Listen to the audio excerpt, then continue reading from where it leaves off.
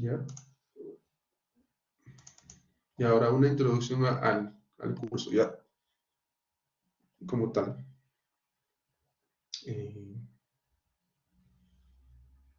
ya, vamos a hablar, ¿no? O sea, ¿por qué estudiamos dinámica de suelos, ¿no?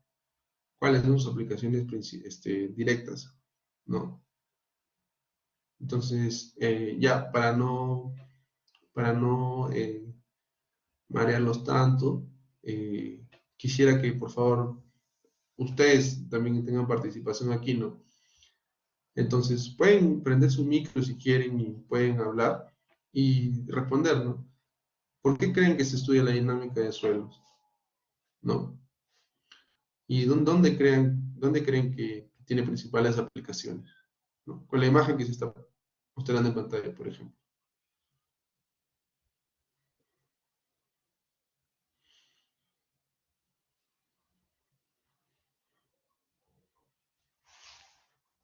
Bueno, ¿tengo que prender el micro o no?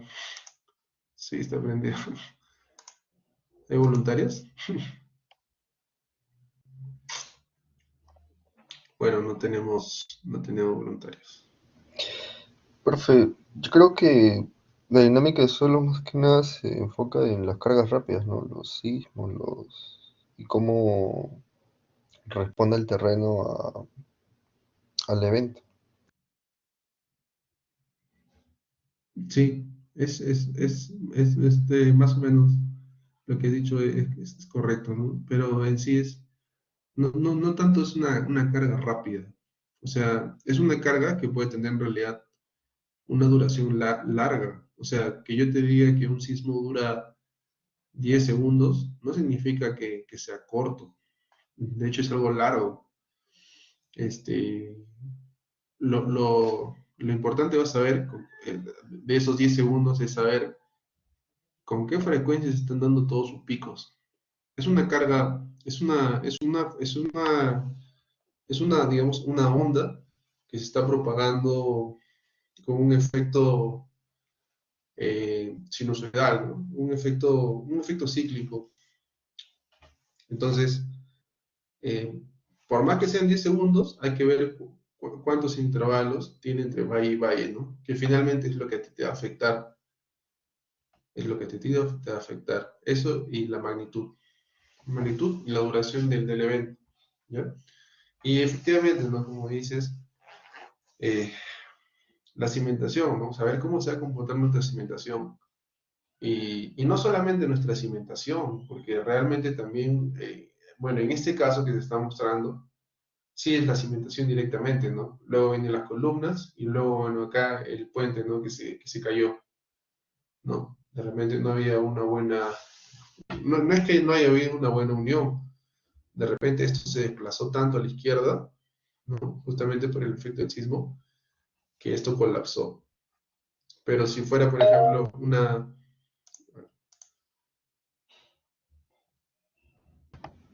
Sí, profe, Dime, Roger. quisiera saber si, por ejemplo, la dinámica de suelos, por ejemplo, en los estadios, donde la gente, digamos, cuando ya se hacen barra, saltan, digamos, casi de la misma forma, en un movimiento. Y, digamos, imagino que todo eso se va a la estructura y después todo eso se va al suelo. Entonces, eso prácticamente sería como un movimiento prácticamente continuo. Y eso afectaría, eso lo estudia la dinámica Sí, del suelo. Solo, sí, también. Es que dinámica de suelos no solamente se refiere al efecto de un sismo, sino a la carga como tal. La carga, o sea, la carga que, digamos, por naturaleza te da un sismo, es una carga cíclica, ¿ya? Y monotónica. O sea, que va en una sola dirección. Pero en realidad no es tanto cierto así, porque el sismo puede ir en varias direcciones. En realidad va en dirección horizontal y en dirección vertical, ¿no? Tú tienes un efecto combinado ahí. Pero lo que tú tienes en un estadio, en realidad ya va más, o sea, se generan vibraciones. Lo correcto ahí es que se generan vibraciones y eso se traduce en una carga vibratoria. Y justamente hace que los estadios, y ya hay casos de estadios donde donde se ha generado efecto de resonancia, ¿no? Que es que el periodo estructural se iguala al periodo de de la carga, y esto entre en un, digamos, en un valor de amplificación muy grande, ¿no? Y lo que se trata de evitar en los diseños es justamente el efecto de resonancia. De, ya, bueno, estábamos aquí, ¿no?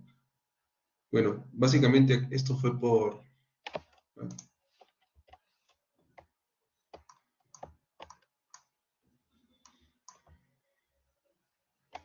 fue por un sismo,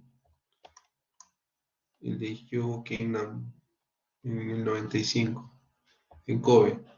El sismo de Kobe, de hecho, es un sismo muy recordado, ¿ya? Porque justamente a raíz de ese sismo es que los japoneses, o sea, crean nuevos modelos, ¿ya? Que de hecho actualmente ya forman parte de muchas normativas, ¿ya? De lo que es diseño sismo resistente. El espectro de Kobe como tal es un sismo importante, ¿ya?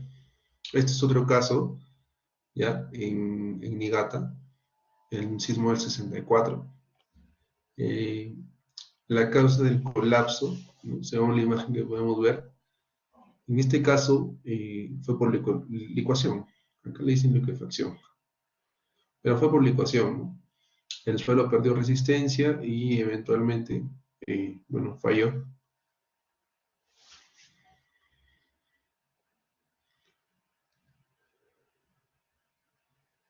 Ya, esta es una pregunta aquí para nosotros, para ustedes, en realidad. Eh, qué harían ustedes, ¿no? Para construir en lugares de riesgo sísmico, ¿no? Eh, pueden prender sus micros y pueden opinar aquí. Esto va a ser una discusión en realidad.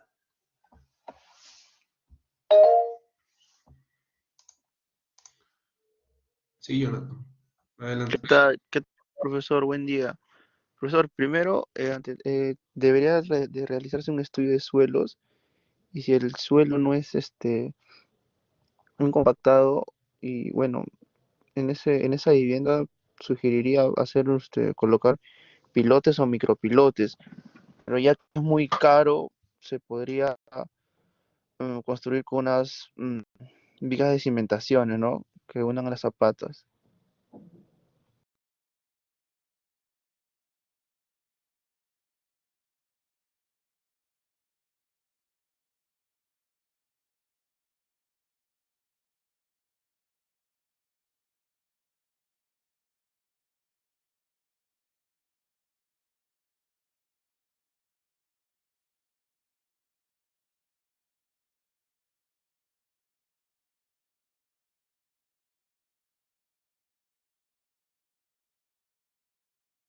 Oh, perdón. Sí, estoy hablando, disculpa.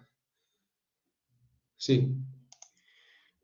Eh, te decía, Jonathan, que efectivamente no, o sea, podríamos usar micropilotes o pilotes, pero termina siendo caro y no termina siendo lo ideal, ¿no? Porque esto es una familia común. Pero sí sería importante, sí, Gabriela, dime. Profesor, bueno, en el caso exacto, de la imagen, podría ser un pequeño tratamiento de suelo, o podríamos también mejorar un poco la parte estructural, tanto del concreto como del acero, para hacerlo más resistente, ah, sobre todo a flexión y tracción. En el caso en que estuviéramos hablando de otro tipo de estructuras, concordaría con mi compañero que también podría ser tratamiento de suelo. Podríamos poner pilotes, podríamos añadir vigas o losas de cimentación. Y en el caso de hacer estructuras un poco más grandes que vayan a soportar mayores cargas, podría también poder disipadores sísmicos o incluso podríamos optar por otro tipo de material en la construcción como acero. Eso, esa es mi participación. Ya, muchas gracias, Gabriela. Y Jonathan también. En realidad, sí, ¿no? De hecho, las formas de poder solucionar esto, ¿no? O sea, si tenemos, no sé, ¿no? Tenemos un... A ver, ya que quedó claro la imagen, voy a tratar de mover esto un poco más acá. Ya. Mejoramiento, viene por mejoramiento de cimentación, ¿no? Podría venir también por el uso de pilotes o micropilotes. Ya, podría ser también consideraciones, consideraciones del mismo, como le digo, de la estructura, ¿no? O sea, usar materiales como acero o, no sé, o materiales, digamos, como concreto, ¿ya? O sea, acá al parecer es más una vivienda de albañilería, ¿ya? Pero tiene columnas de concreto, o sea, finalmente el marco, la estructura es concreto. Sí, Roger, dime. Sí, profe, realmente, ¿qué pasaba ahí? Porque medio raro. Parece que estuviera inclinada, como que es, como, pero las columnas pues no parecen que se han roto, o sí se han roto. Han fallado por compresión, por corte. ¿Han fallado por corte o no? Porque siguen ahí, creo. Si alguna está prácticamente intacta.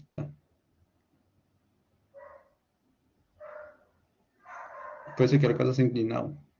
Parece que el suelo se ha hundido. O no.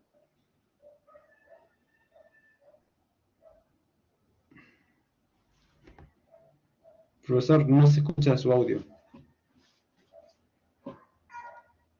Ah, disculpa. Sí, tratamiento de suelos. Sí, mejoramiento de cimentación, tratamiento de suelos. Ya, ya, ahora sí se escucha, ¿verdad? Sí, en realidad lo que ha pasado aquí es que hubo un efecto de un asentamiento, o sea, lo que se ve es un asentamiento importante, ¿ya? Pero exactamente lo que ha pasado aquí es un efecto de, no va por la estructura, o sea, posiblemente haya habido, no sé, una carga de un sismo normal, ¿ya? No tan importante, pero lo que pudo haber pasado aquí es que en realidad lo que ha fallado es el suelo como tal, y hubo un asentamiento, digamos, un asentamiento diferencial importante, porque miren, aquí si se dan cuenta, no solamente se ha hundido esto, sino que esto se ha levantado. Entonces, están pasando dos cosas acá, ¿no? Por un lado, esto y esto o sea, tienen ahorita un delta, ¿no?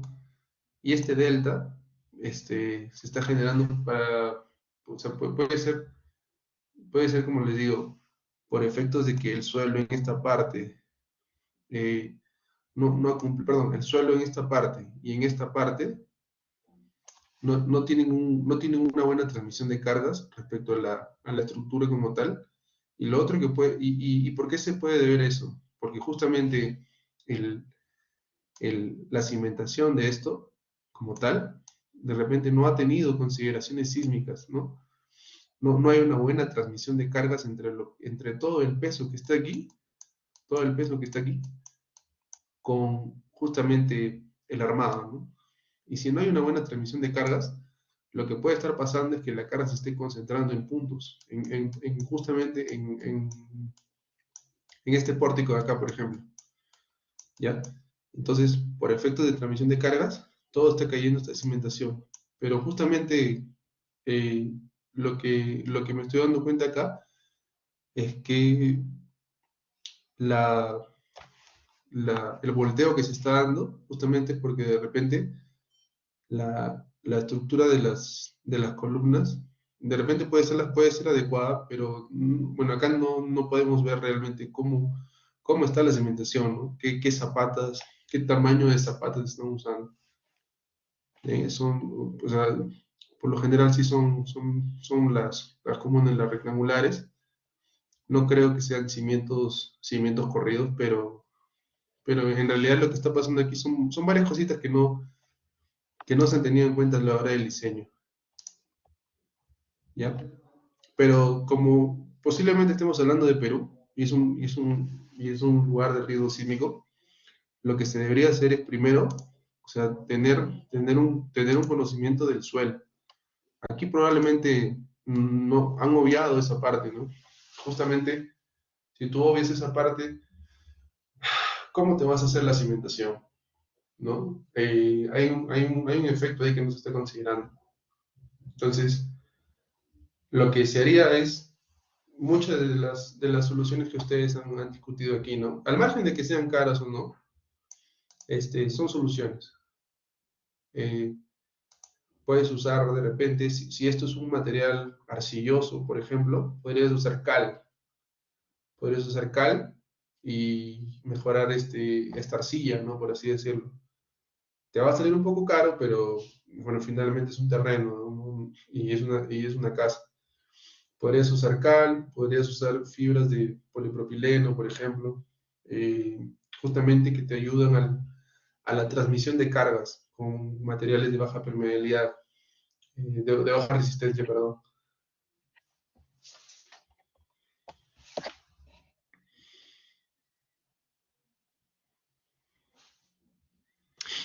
Profesor, disculpe, yo recuerdo en los cursos de suelos que decían de que cuando un suelo en sí era malo, se le podía mejorar inyectándole cierto material. ¿Ese material es la cal o es otro tipo de material? Si tu material es de baja resistencia, ¿no? Primero tendrías que evaluar de qué tan baja resistencia estamos hablando, ¿no? Porque hasta cierto punto se puede tratar.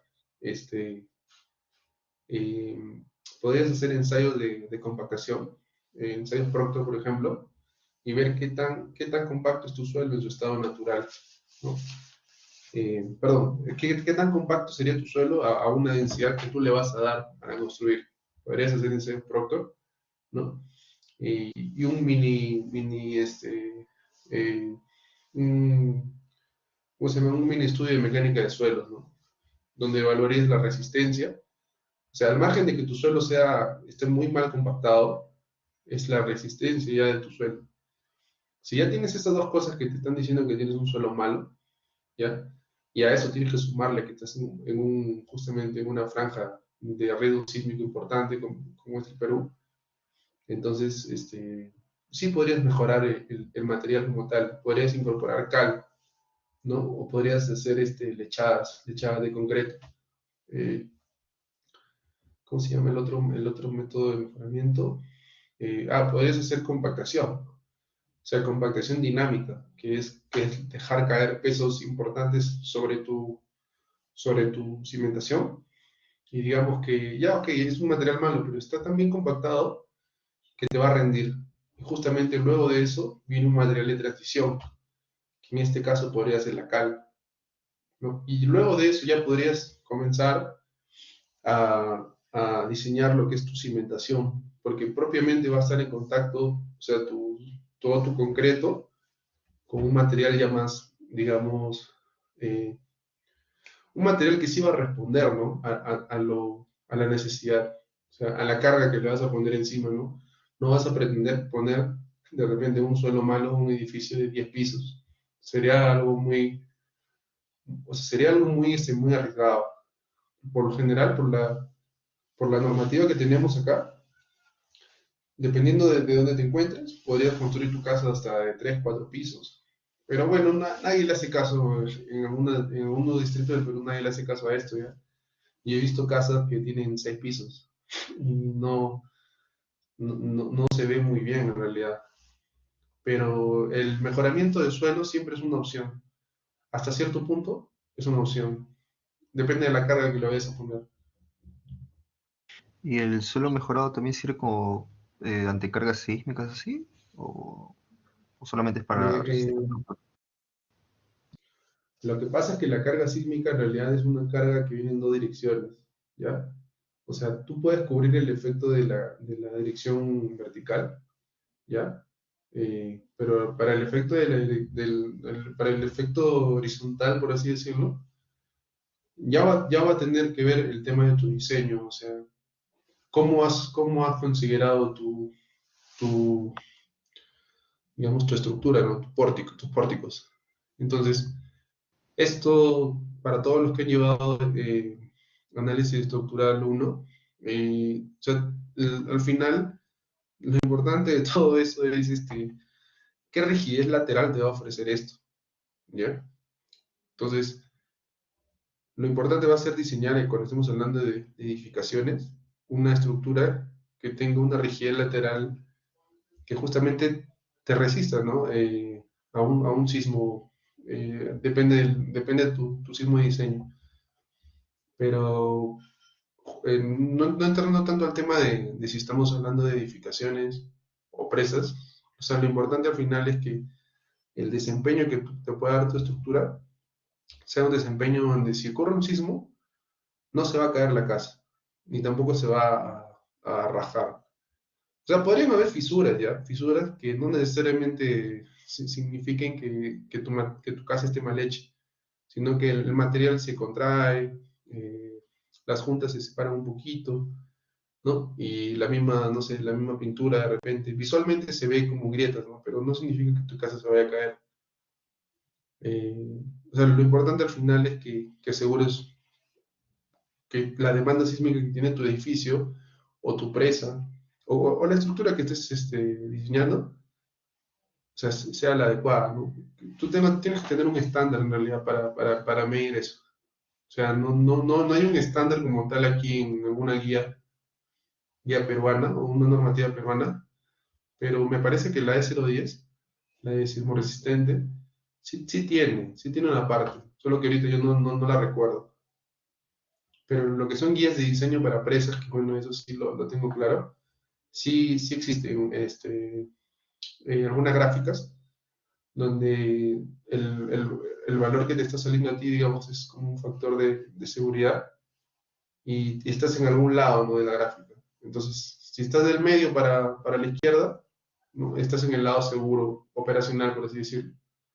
Del lado derecho, del lado del medio para adelante, tendrías que tener otras consideraciones. O sea, consideraciones económicas también.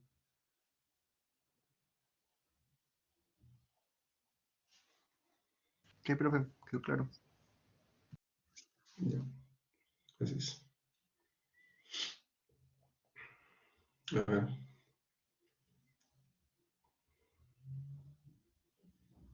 Ya, esta es una pequeña introducción, ya la vamos a revisar. Eh,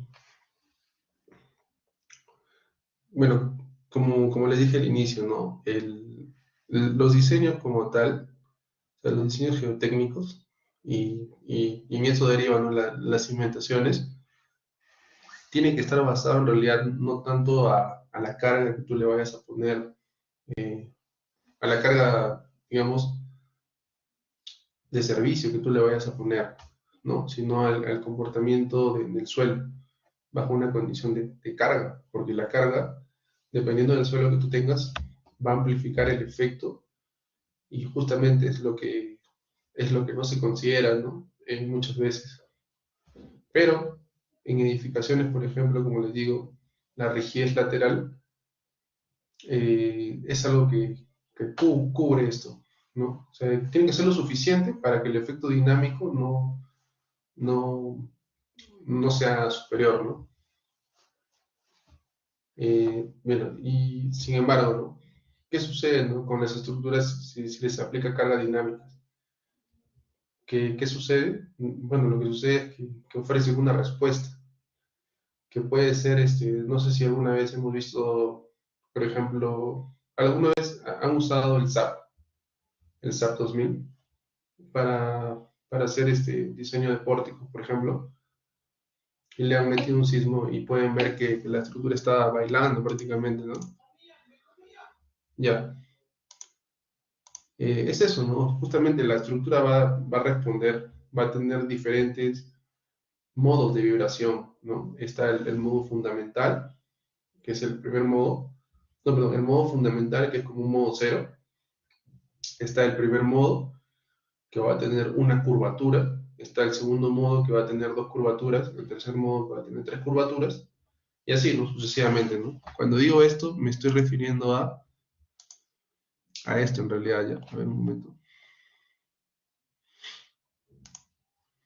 Me estoy refiriendo a esto de acá.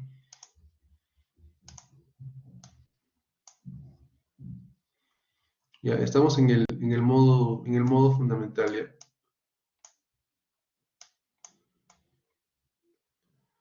O sea, al final las estructuras se pueden modelar como si fueran un, un modelo con una masa, ¿ya? Tenemos el modo uno, ¿ya? Una masa también.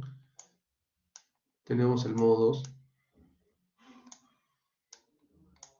2 y tenemos el modo 3. Y así sucesivamente, en realidad. Normalmente, para tener una buena suma de las respuestas, hasta el modo 3 o hasta el modo 3, hablando de edificaciones, es suficiente ya. Es suficiente. O sea, de repente para efectos así didácticos, nos enseñan a calcular los otros modos, hasta un modo n, ¿no? Un modo n. Pero lo que se refiere a esto es que en un modo 1, en un modo fundamental, ocurre una pequeña curvatura aquí, ¿ya? Pero ¿qué ocurre en el modo 1? Ya ocurre esto. ¿Ya? En un modo 2, ¿qué ocurre? Ocurre esto. Tengo 2. En un modo 3, ¿qué ocurre? Ocurre esto. Tengo 3. O sea, los modos en los que va a vibrar la estructura van a variar dependiendo del modo en el que estemos analizando. Y justamente es una suma de los diferentes modos que va a resultar en lo que es la respuesta, la respuesta de la estructura. Y ya todo esto, existen métodos, por ejemplo, en el SAP para dar una respuesta, ¿no? No he usado otros programas para edificaciones, pero el SAP es una buena opción. Me parece un buen programa. ¿Ya?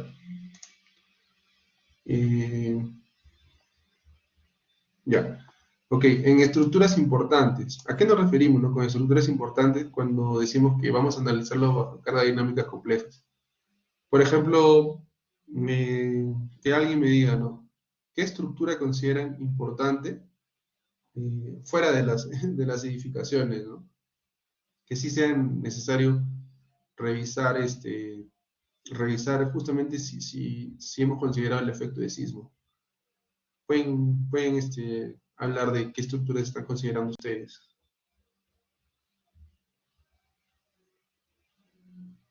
¿No? Por ejemplo, aquí estamos viendo una presa, ¿ya?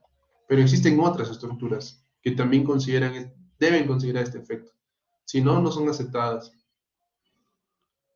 Por ejemplo, las centrales nucleares, existe ya, no aquí no tenemos centrales nucleares, pero por ejemplo en Europa sí tienen energía nuclear. Y lo que ellos consideran en su normativa ya es no solamente el efecto de sismo, sino el efecto suelo-estructura, ¿ya? Que justamente es una parte, digamos, ya prácticamente es un campo ya que se está estudiando, que se estudia. Se mete todo lo que es elemento finito, diferencias finitas, es muy complejo, ¿ya? Pero hay estructuras que justamente las cargas dinámicas que van a tener estas son complejas, no solamente son un sismo. depende de todo, o sea, depende de de la zona sísmica, sí, pero también depende de la importancia, ¿no? ¿Qué pasa si falla, no? Obviamente, si una casa se cae, bueno, por ahí es importante porque hay gente, ¿no? En el caso de una presa, de relaves, falla, ok, genera un daño, digamos, un daño permanente, ¿no? A la naturaleza. Finalmente mueren ecosistemas, pero en una central nuclear, si falla, lo más probable es que esa zona sea inhabitable por varios años, más de 50 años de repente, ¿no? Y aún así hayan efectos remanentes que no puedan digamos, nunca ser limpiados, ¿no? Entonces, en ese sentido, esa es la importancia, ¿no? Que sepamos analizar bajo cargas dinámicas, pero también que sepamos diferenciar de qué estructuras requieren análisis más rigurosos. No todas tienen el mismo nivel de complejidad.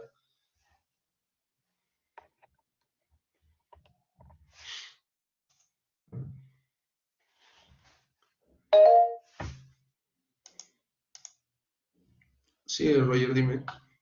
Sí, profe, las estructuras que hacen en las minas de esos túneles, ¿lo hace el ingeniero civil o el ingeniero minero? Las bocaminas. Sí. Ya, las bocaminas en realidad son unas galerías que son parte de un plan de minado. Ya, por lo general, el plan de minado, o sea, viene de la concepción del ingeniero de minas, porque él sabe, por ejemplo, ya, digamos, esto ¿no? sirve como ejemplo, ya. Digamos que justamente esta estrella de acá, justamente es una parte en la minería subterránea, donde saben que hay mineral, ¿ya? Y esta onda que está aquí, esto viene a ser la galería, ¿ya?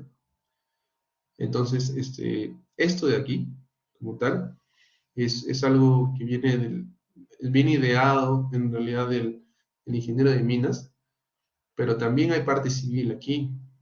Dentro de la galería como tal, eh, dentro de la galería como tal, los civiles también tienen participación. Y te comento por qué. Porque existe algo llamado pilar corona, que es justamente, o sea, nosotros, bueno, bueno, yo, cuando he ido a las minas, lo que he visto es esto, ¿no? Ok, acá tengo conocimiento de que aquí hay una galería, ok, pero es porque yo lo sé. Pero ¿qué pasa si viene alguien, una persona, ¿no? Caminando y no sabe que aquí hay una galería, ¿no? Y se le ocurre decir, ok, voy acá a cimentar, voy a hacer, no sé, pues, una construcción importante, ¿no? ¿Ya? Aquí existen algo llamado los pilares corona, que justamente son, o sea, son los pilares que te indican la existencia de galerías por dentro. Entonces, este pilar corona tiene un diseño tal que abarca un área, depende de cuántas galerías tengas, porque no solo tienes una, tienes varias. Este pilar corona tiene un área en el cual te dice, ¿no? Si tú quieres cimentar aquí, donde estás haciendo esto, donde vas a poner esto, vas a tener que considerar una serie de efectos, eh, justamente de las actividades que estás haciendo aquí, ¿no? Porque todo esto genera vibraciones. Y al final eso se va a traducir en unas cargas, que son cargas en realidad no son uniformes, son cargas, digamos, se podría decir cíclicas, ¿no? Porque son vibratorias. Pero eh, esta partecita de acá que te cuento, el pilar corona, lo maneja más un civil que un minero. El minero bueno, para la parte geomecánica, sí te puede ayudar mucho ya en esta parte, pero en esta parte no. En esta parte, los civiles están, digamos, dando la hora.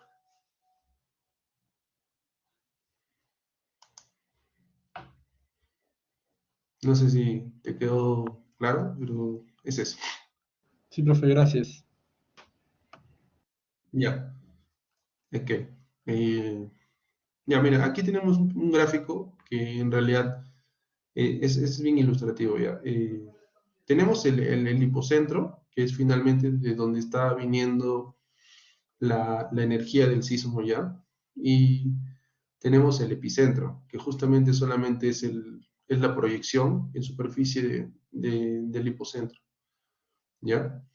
Pero finalmente la onda que viene propagándose aquí es esta, por ejemplo, eh, pues bueno, sirve para ubicar el epicentro, ¿ya? Pero finalmente, si nos damos cuenta, también esto se traduce en dos cosas.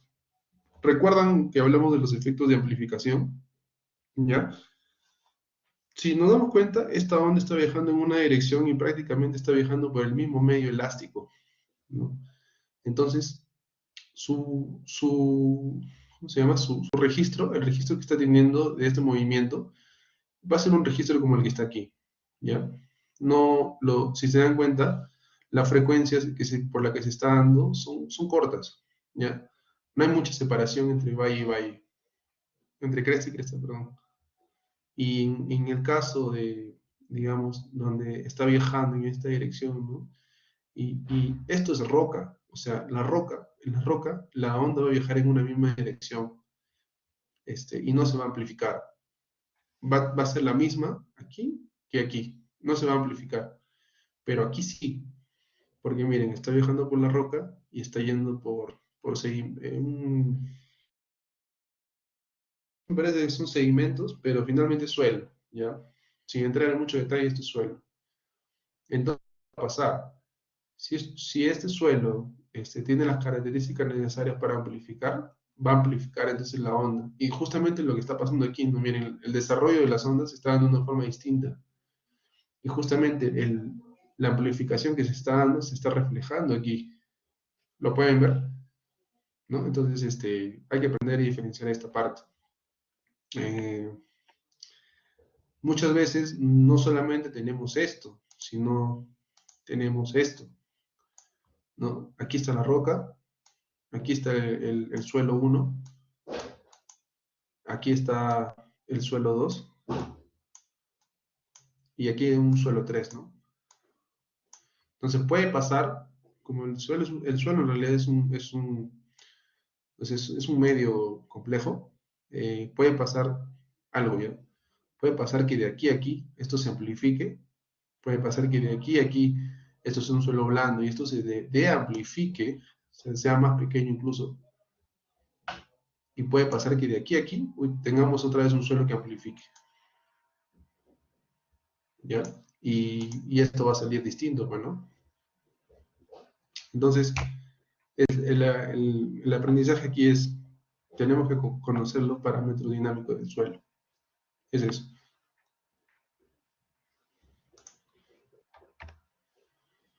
Ya. Ya. Bueno, aquí se está mostrando en realidad lo que es la propagación de ondas, ¿no? Como les comenté, las ondas no se propagan en una sola dirección, se propagan en todas las direcciones en realidad, ¿ya? Pero para efectos de análisis, nosotros lo describimos en horizontal y vertical. Y ya con esos componentes podemos darle cualquier ángulo, ¿ya? Finalmente vienen, ¿no? Del hipocentro, el foco, ¿no?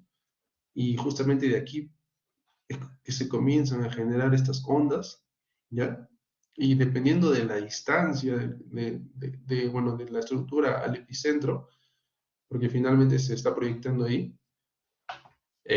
no es igual, no es igual una estructura que está, no sé, ¿no? Imaginen esta estructura, ¿no? Que está a 10 kilómetros nada más, ¿ya? Y este es un sismo que finalmente tiene una magnitud doble de, no sé, de 7, ¿ya? Sin embargo, aquí tenemos una estructura en la cual su, su, este, su distancia, no, acá está mal,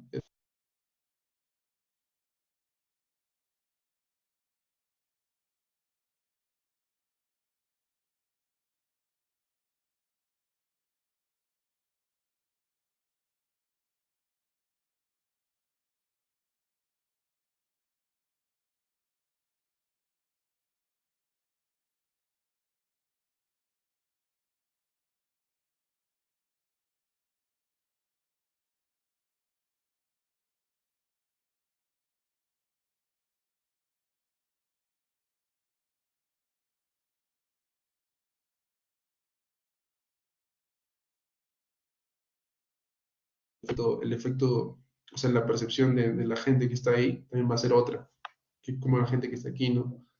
Que probablemente este edificio ha bailado tanto, y este ha bailado tanto que se cayó.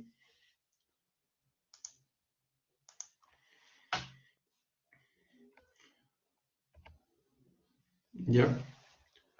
A ver, y para entrar digamos, en los tópicos, ¿no? Que estudian la dinámica de suelos, ¿no? Eh, Hay maquinaria muy pesada, ¿ya? O vibratoria que se tienen en estructuras especiales, como son las plantas de procesamiento, por ejemplo, de una mina. ¿Ya? Yo no sé si algunos han visto cómo son las plantas de procesamiento de una mina, pero déjenme buscar acá. Acá tengo eso. Un momento.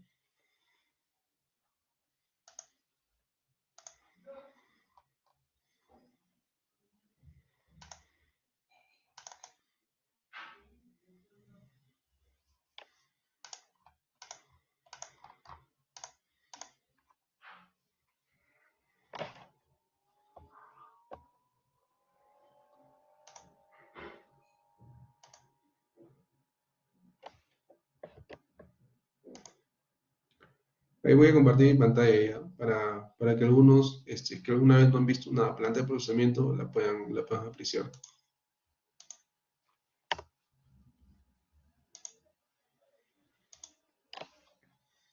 Ya.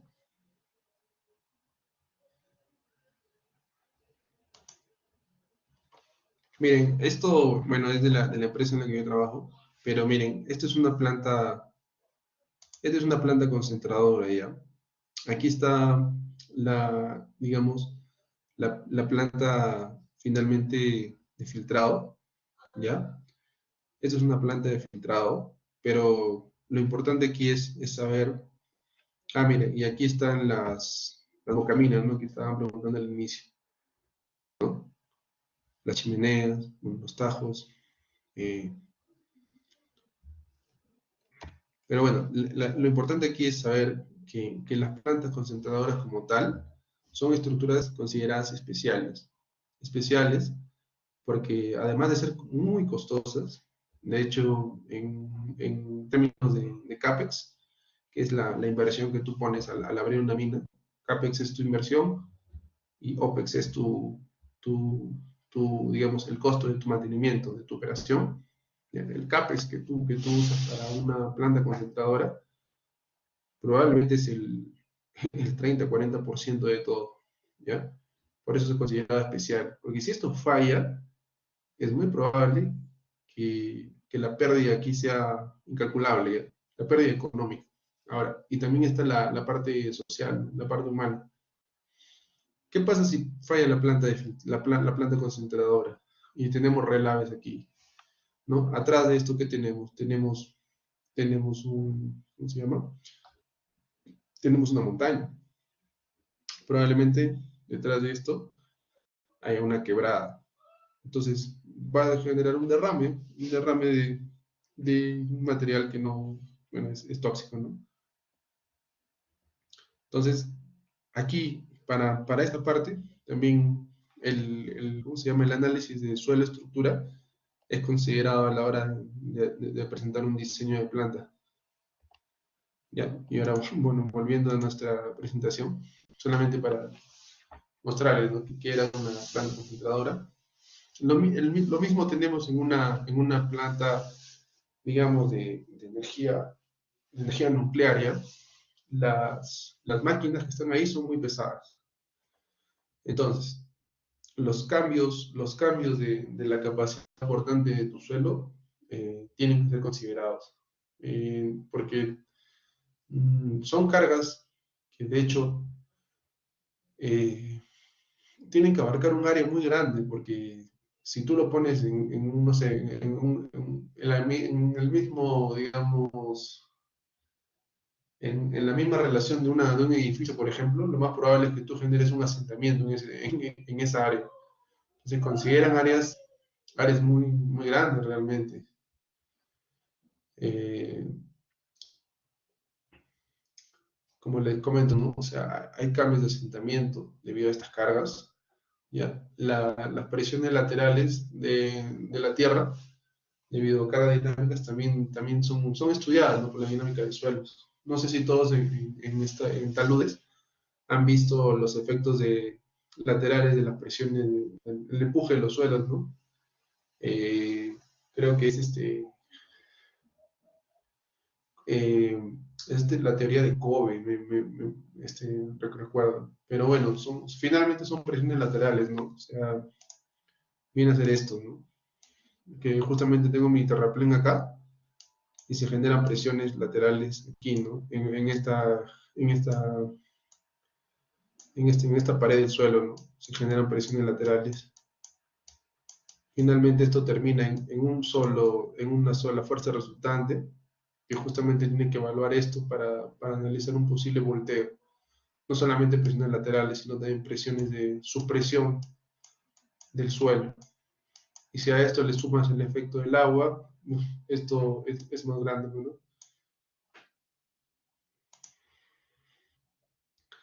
¿Qué más? ¿Qué más estudia la dinámica de suelos? Eh, como les comenté, ¿no? La licuación de un estrato, como les mostré en esa presa, no en el slide, es algo que también es estudiado, porque justamente por ahí son planos de debilidad que, que se considera a la hora de realizar un análisis de estabilidad, ¿no? Porque son estratos donde se ha perdido tanta resistencia que es probable que por ahí exista la falla. La cosa es que tu falla sea una falla aceptable, ¿no? Que tenga un factor de seguridad aceptable. En presas de relave, por ejemplo, para un efecto de posismo, se considera, digamos que se cumple un factor de seguridad cuando estás entre 1.1 y 1.2 de factor de seguridad. ¿Ya? Aquí tenemos el caso, ¿no? de una presa, por ejemplo. Esto me parece que es FLAC, esto es FLAC, y bueno, este es un sismo, ¿no? Un sismo que se le ha incorporado para hacer el análisis dinámico, me parece, ¿ya? Podemos ver aquí el modelo de FLAC, el terraplén no saturado, estratos aluviales no saturados, estratos saturados.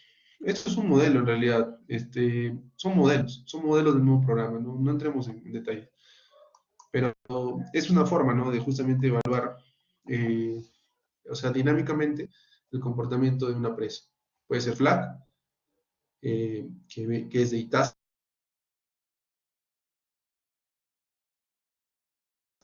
¿ya? Puede ser de Slide también, que me parece que incorpora el efecto de dinámico, que es de Rock Science. Y puede ser con el Quake también, que es una aplicación del GeoStudio, ¿ya? Les voy a listar aquí, por si alguno tiene más interés. El FLAC, viene de Itasca, el Plaxis, viene de Bentley. Después también está, bueno, también está el Abacus, ¿ya? Pero es un poco antiguito, así que yo no lo recomiendo. Eh, Está el Slide, que es de Rock Science. Y en sí está el GeoStudio, que bueno, esto tiene una serie de aplicaciones, ¿no? Que es el Flow, el Sigma, el SIB y el Quake. Con estos de aquí, puedes hacer un análisis dinámico, si combinas estos. Porque el Slope te considera propiamente el equilibrio, el Sigma te considera los efectos, digamos, de esfuerzo de formación, el SIB te considera los cambios de presiones de poros, ¿no? El efecto del agua, y el Quake ya es para que incorpores el sismo y puedas hacer un análisis, le dicen, ¿no? Un análisis acoplado de estos tres, ¿ya? Esto lo voy a pasar por el chat.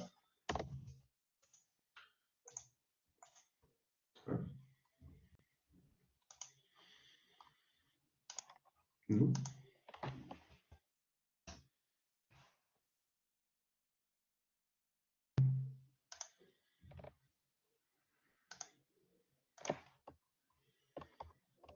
¿qué más?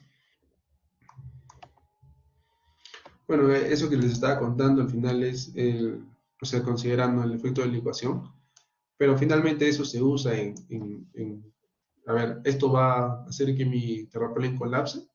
¿Sí o no? Es el resultado, ¿no? del análisis dinámico que te da. Después, las deformaciones. O sea, las deformaciones juegan un papel muy importante en las estructuras. ¿Ya? Nadie va a querer estar cerca a una estructura que, por ejemplo, te dicen que posiblemente se deforme 10 metros, ¿ya? Eh, suponiendo que no sé, pues, ¿no? Imaginando que la extensión de esto sea, no sé, 10 metros. No, perdón, esto no, me equivoqué. Uy, no, tampoco.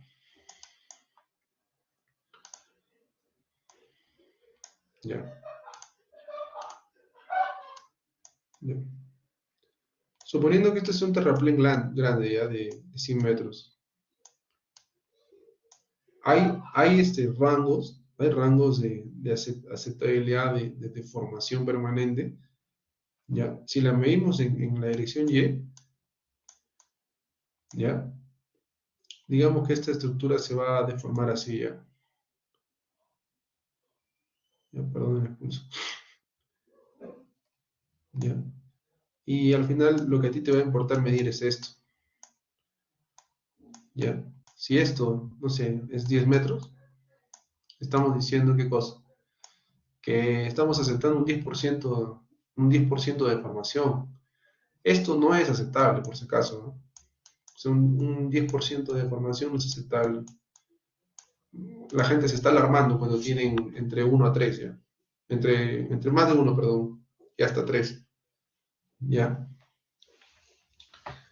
Y luego, lo que es deformaciones, también para comentarles, los programas que te calculan deformaciones son esos que escribí ya. El FLAC, el Plaxis, y bueno, el Slide yo no lo he usado para deformaciones, el GeoStudio sí. Yo les recomendaría para personas que recién van a iniciar con no sé, un análisis de deformación, que puedan hacerlo con un GeoStudio o con un Plaxis, ¿ya? Que hay mucho, digamos, material didáctico en YouTube, en las mismas páginas de Bentley también, ¿ya?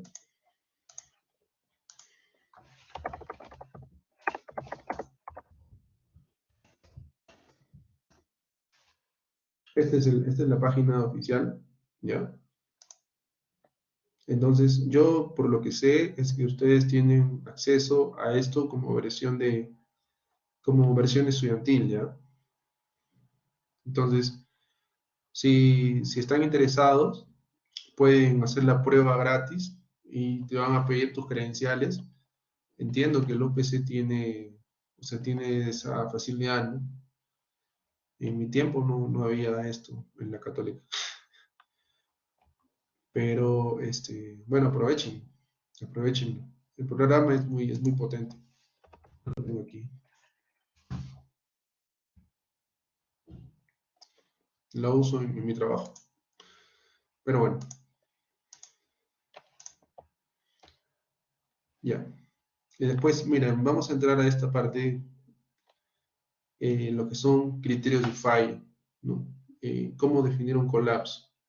¿Qué es un factor de seguridad dinámico, no aceptable? Como les comenté, ¿no? Los factores de seguridad que tenemos, digamos, en guías internacionales, establecen este factor de seguridad. Ahora, ¿cómo se relaciona el factor estático de seguridad, ¿no?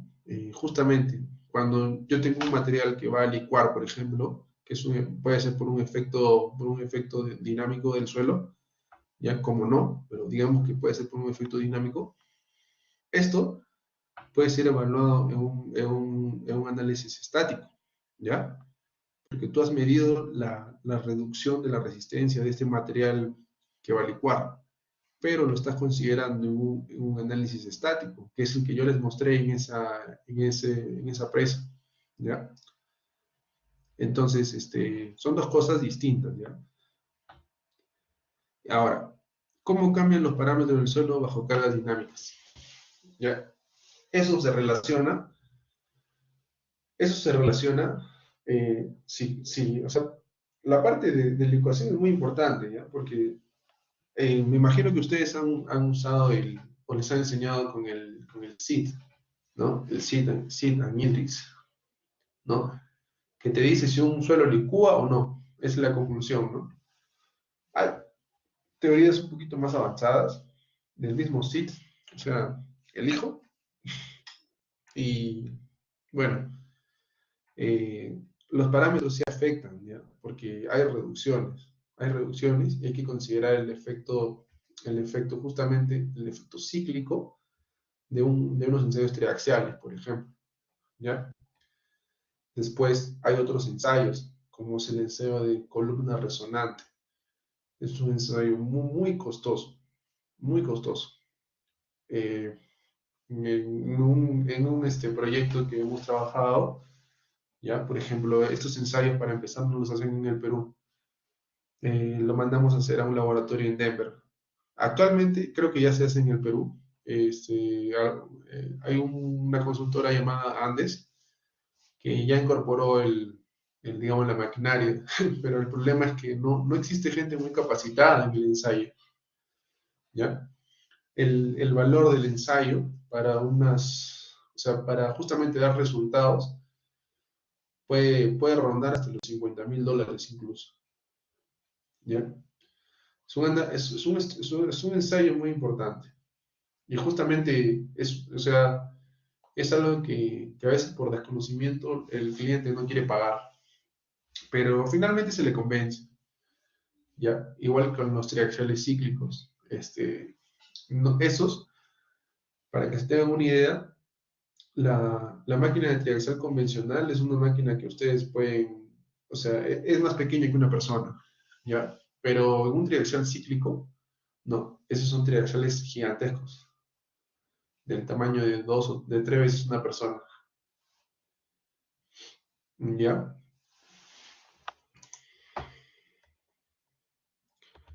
¿Qué más? Ah, ya. Bueno, ya estamos llegando casi al final. Eh, tenemos, ¿no? Un cuerpo, ¿no? Tenemos un cuerpo en una dimensión X, Y, Z, ¿ya? Y aquí tenemos la aplicación de las cargas, esta fuerza F, ¿ya?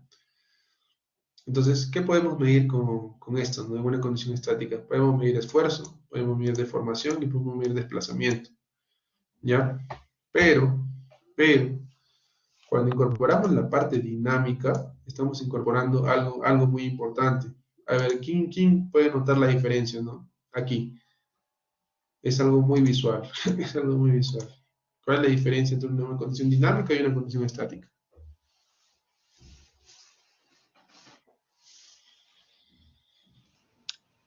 ¿T? ¿Tiempo? Exactamente, el tiempo. El tiempo. Porque va a haber un punto, o sea, va a haber un punto dentro de la historia de esta fuerza, donde aquí la fuerza se va a hacer máxima, ¿ya? Que es aquí, por ejemplo, ¿ya? Pero justamente esa es la diferencia entre un análisis estático y un análisis dinámico, que estamos considerando la variable temporal, ¿ya? De este análisis, digamos, salen cosas muy importantes, como por ejemplo los planes de respuesta a emergencias, que nos dicen a veces cuánto tiempo tenemos para evacuar si es que una presa falla, ¿ya? Esas son cosas que no te puede decir un análisis estático, porque el análisis estático solo te dice, ¿es estable o no es estable? ¿Ya? Eso es muy importante, un análisis en realidad dinámico, porque ya te da una idea del tiempo. No digo que sea lo único que se considere para un plan de respuesta, pero es algo necesario. ¿Ya? Entonces, en conclusión, condición estática, condición dinámica, va a haber variaciones en el tiempo, ¿no? En el tiempo, ¿qué va a variar en el tiempo? La magnitud, la dirección y el punto de aplicación. Y la combinación de 2 o 3 de estos acá. Ahora, vamos a hablar un poco de las cargas dinámicas, ¿ya? Porque no solamente son las cargas sísmicas, sea, en realidad, justamente la persona que mencionó, ¿no? Lo del estadio, la bombonera, esa es una carga en realidad, eh, se le podría decir que es este impacto, porque es la gente que está impactando, saltando en toda la grada, ¿no? Tenemos cargas sísmicas, ¿ya? De hecho, son las más importantes, pero también tenemos cargas de viento, ¿no? Me imagino que les han explicado, ¿no? Que el Perú cuenta, ¿no? Con un mapa eólico en realidad, ¿no? Que te dice las zonas de distintas velocidades que tiene el Perú, ¿ya? Zona donde el viento es más fuerte. Entonces, ya en un área pones una placa y mides la velocidad. Eso se traduce al final en un trabajo, en una carga. Eh, Son factores que también se tienen en cuenta. Después, cargas causadas por vehículos en movimiento, ¿no? Eh, por ejemplo, los puentes, ¿ya? Hay un puente muy importante en Arequipa, que es el puente Chilena, por ejemplo. ¿Ya? De repente, si alguno ha tenido la oportunidad de pasar por ahí, se ha dado cuenta, ¿no? Que de hecho ese puente, además de ser un puente muy, muy polémico, ¿no? Porque la gente se para suicidando ahí, este, eh, es, como le digo, es una de las obras, digamos así, de infraestructura más importantes del Perú, porque justamente es uno de los pocos puentes que considera el uso de aisladores. Me parece que son aisladores, o es un sistema aislador, ¿ya? Que por más que pasen muchos carros, se siente como si nada, ¿eh? Eh, Me parece que el encargado del diseño de eso, no estoy seguro de quién diseñó eso, ¿ya? Pero, bueno, es una obra, digamos, importante, ¿no? Y justamente como considera que pasan muchos carros por ahí, es que ha incluido este sistema, ¿ya? Después, las cargas causadas por irregularidad de superficie, ¿no? Donde se desplaza un vehículo. Eh, por ejemplo, digamos, uy, perdón. Sí. Perdón, se sigue compartiendo la pantalla, ¿verdad?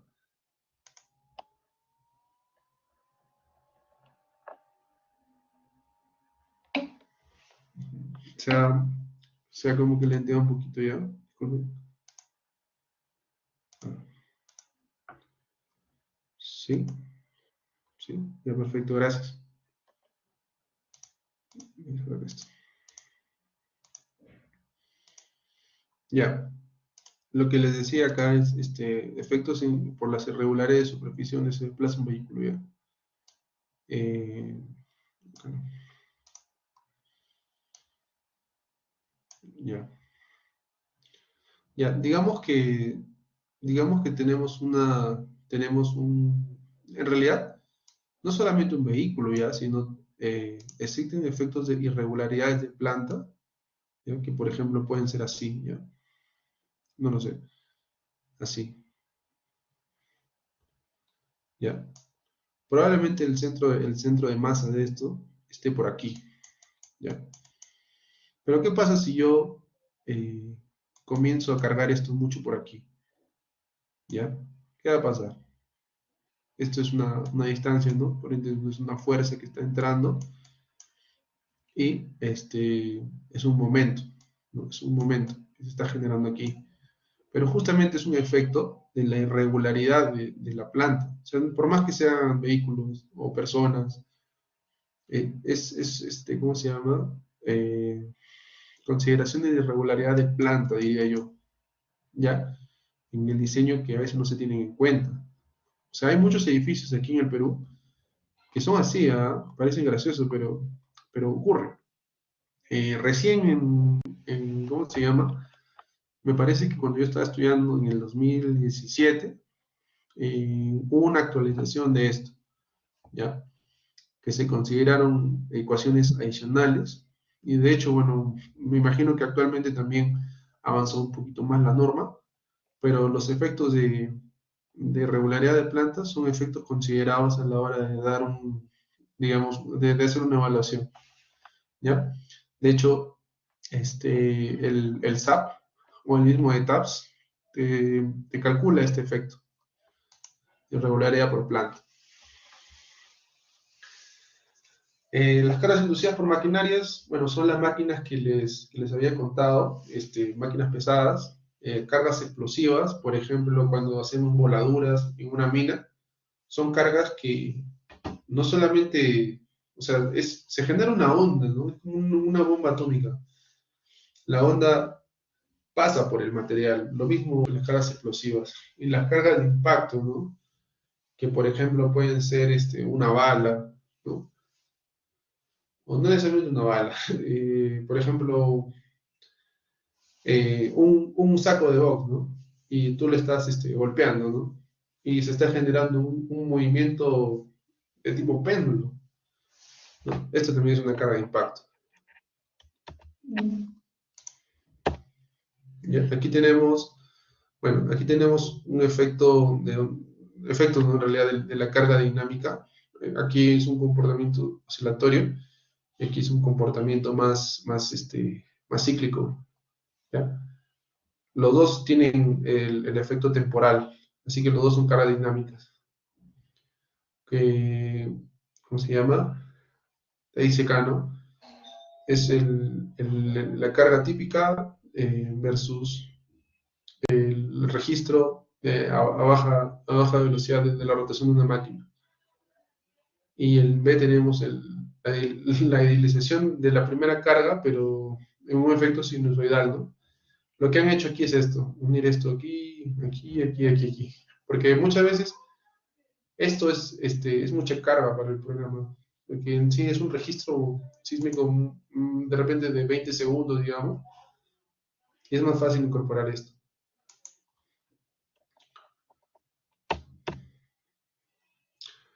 Después, bueno, esto por más que sea lineal, sigue siendo una carga dinámica solamente por el efecto temporal.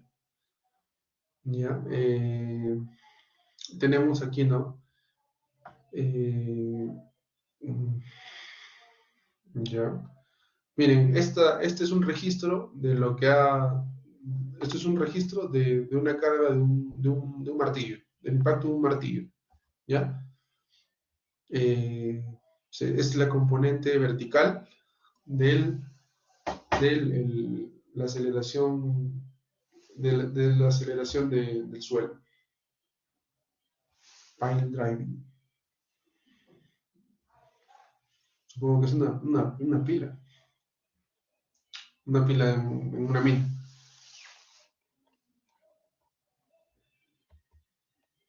Aquí tenemos, bueno, esto ya sí es un registro sísmico, ya que es del sismo del centro, en California, ¿no? Miren, aquí, o sea, hay información muy importante, ¿no? Que es la PGA, el Peak Acceleration, Peak Ground Acceleration en realidad. El periodo predominante, 0.515, y la duración de esto, ¿no? Que es de 26 segundos. Aquí aparece hasta 30, pero lo más probable es que esto sea ruido nada más. Pero hasta 26 segundos ese es el registro como tal. Porque finalmente esto se normaliza ya a un punto acá.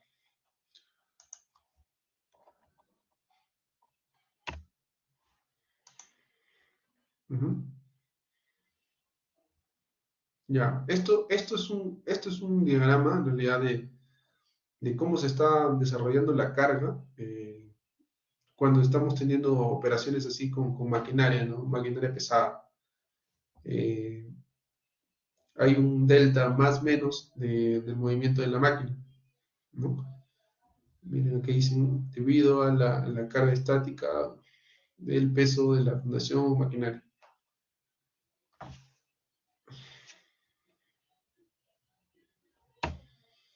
Y bueno, eso sería todo por esta clase, ¿ya? Como les comenté, esta parte es muy introductoria ya, y he tratado en realidad de mostrarle otros ejemplos para poder comentar todo, ¿ya?